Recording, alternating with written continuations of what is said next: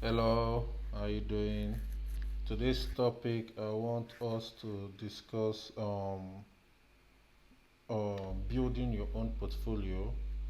Do not rely on platforms like Fiverr, UpWork, freelancer.com, all those Google to go. I don't know. This might not make sense to everybody. Like I said, this is kind of like my own documentary on my freelance journey. So I'm going to always share my own experiences first, before even saying anything. So all this is based on my own experience, based on the knowledge I've had, my upbringing and stuff like that. Now, I remember when I finished school, I had a friend, Cody, that knew I was developing software applications. I was even doing desktop applications then for Windows and Mac OS. And he kept on pressuring me to join Fiverr because he was making a lot of money on Fiverr at the time. However, at that time, I was not that I did not see the potential of joining Fiverr. The issue was that I felt like I was leasing my service, but I was not building equity. It's just kind of like so let me kind of go sidebar for a minute. It's like renting an apartment, right? You can rent an apartment. It is cheaper, it is faster. You'll be paying yearly.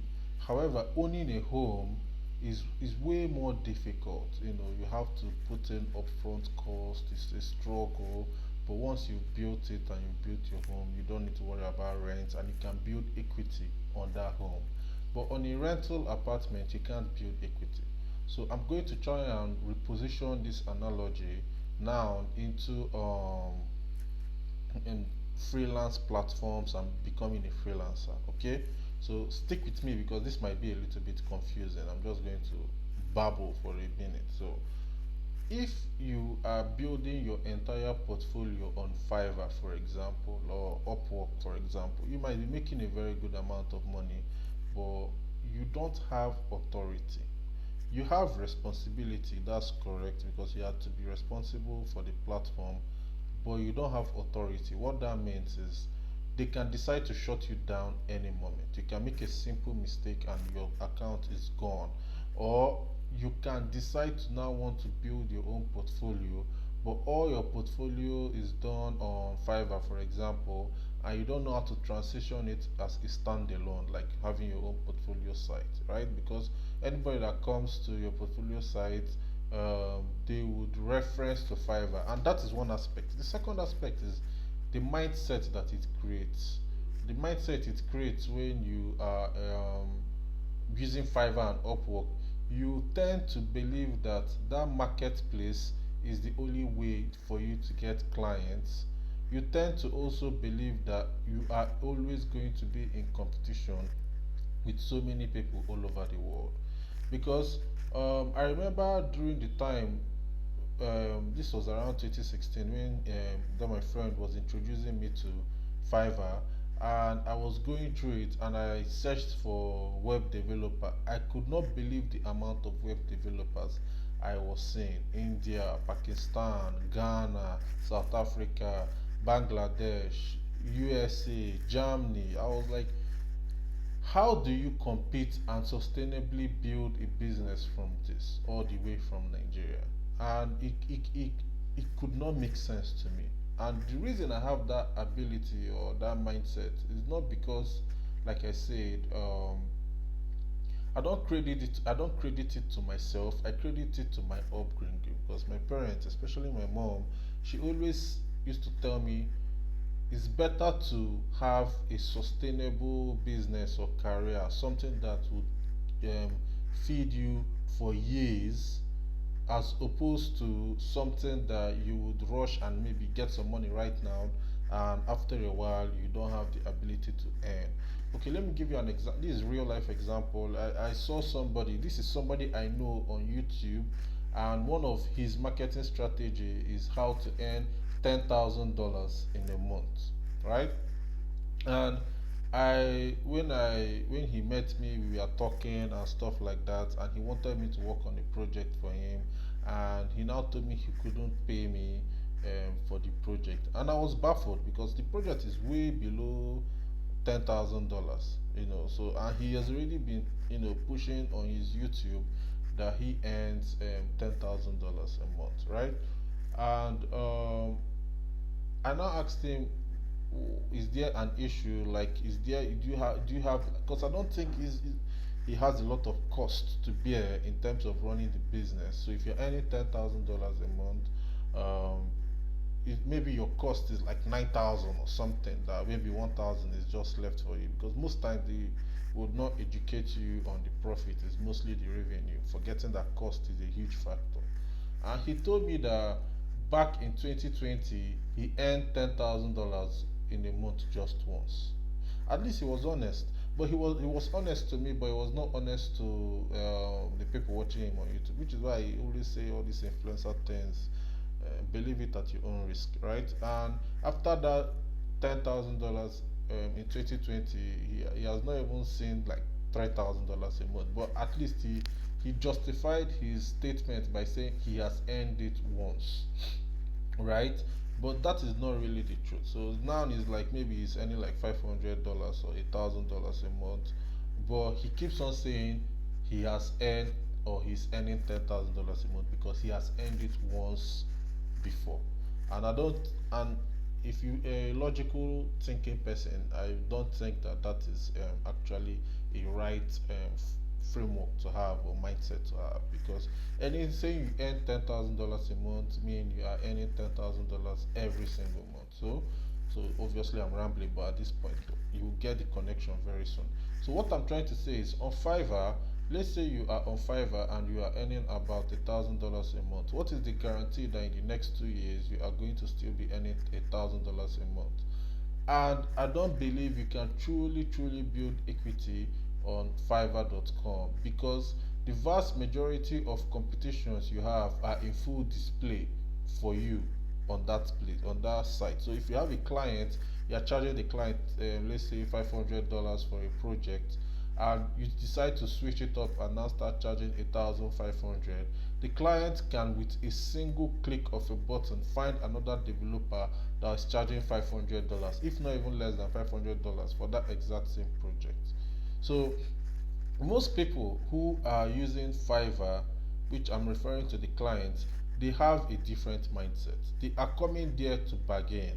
They are coming there to hawk for prices. They are coming there to see so many services that they can choose and play around with. So all these things is, back then in 2016, is they were all the things that I was putting into consideration when I was trying to enter into the freelance game. I did not want to play around with somebody else platform, build it up, and they would now take it away from me. And I remember that that was the same fate for most of my friends that were using Fiverr at that time. They ended up having to lose the account, create an account, run it up again, lose it, create an account, run it up again, lose it, and that is not the kind of life that I want to live. I want to live something, a very peaceful life, whereby if you are coming to meet me for a project, it's because you want me to handle the project for you, not necessarily because you are trying to fight on price and look at who is going to deliver the best project for you at the cheapest cost, because that's not the kind of vision I was having. Obviously I was naive then, and I was starting out, which is a good thing, because if you're starting out as a freelancer, you have to be naive. You cannot be all knowing. Start out as a freelancer, you just outprice yourself from the market. You need to build that grind from the beginning, gradually till you get to that point. So I advise people, yeah, it is more difficult to build your own portfolio, to have your own standalone website and your own brand and your own flow, than to use Fiverr or Upwork.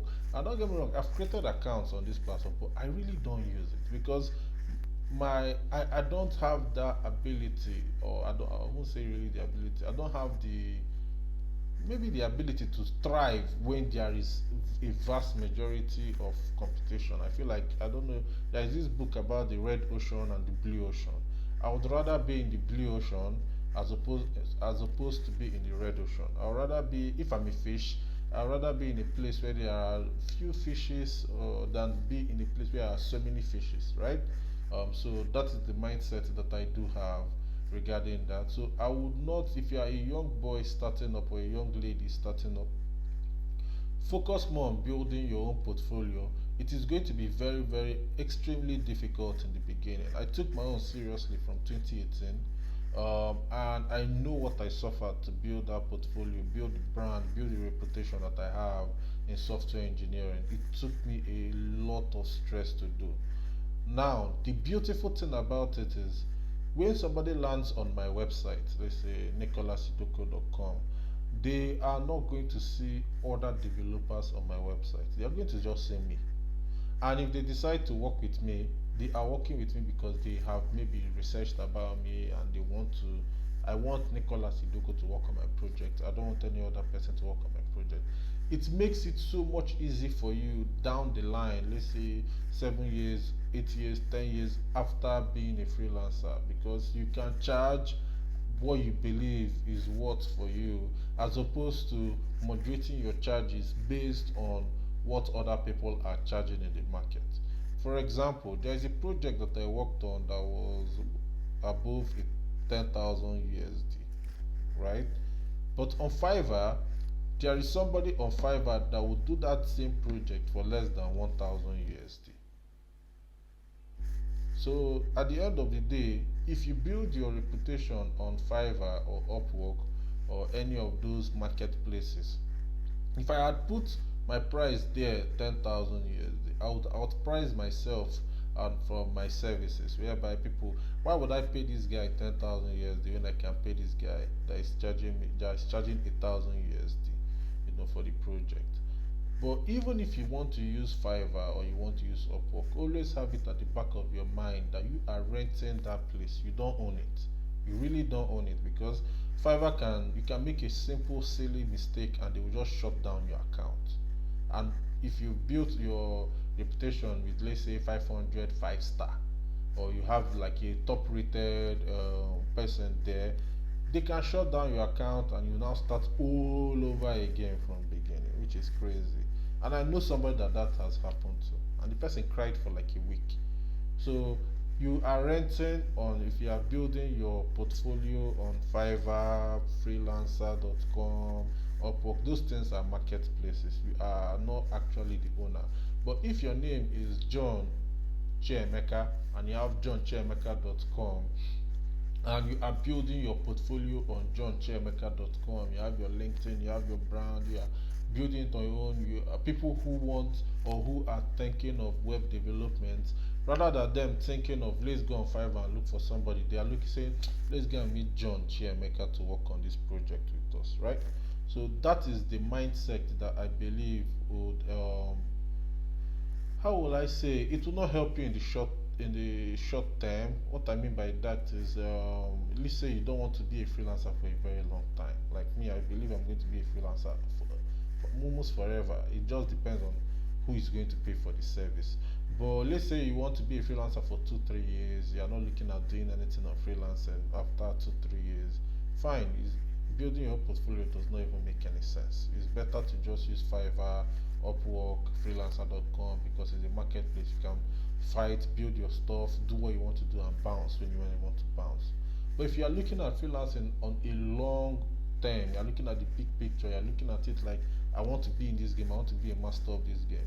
Even if you are a graphic artist, you are a photographer, anything that has to do with freelancing here, it's always best to have your own brand and your own reputation that people is going to go to. Like, if somebody is a wedding event planner, for example, maybe there is a marketplace for that, but if they know this person as a wedding event planner, right, they would easily just go and reach out to that person, ignoring all competition.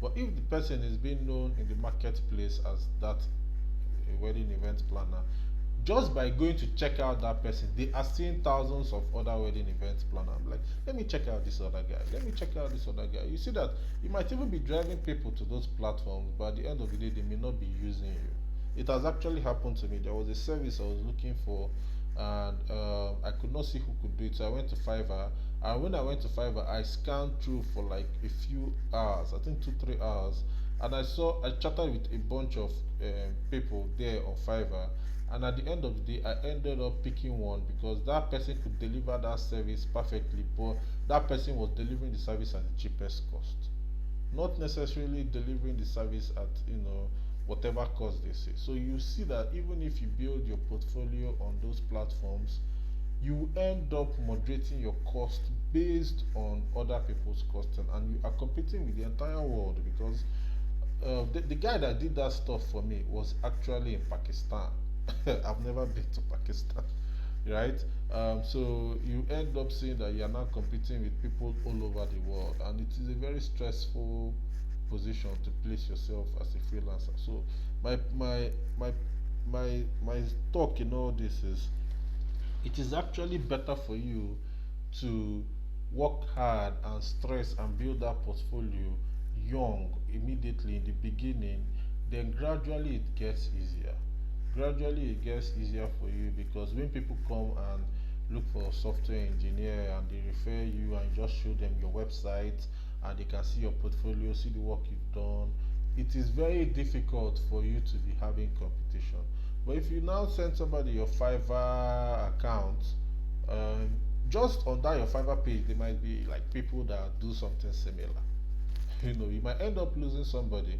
Maybe the person might look, this guy can do this job. There is no doubt about it. But he's more expensive than this other guy. Let me check out this other guy. And but you are the person that sent them the link. So that is what I believe you should always look forward to thinking about. If you want to combine them, it's fine.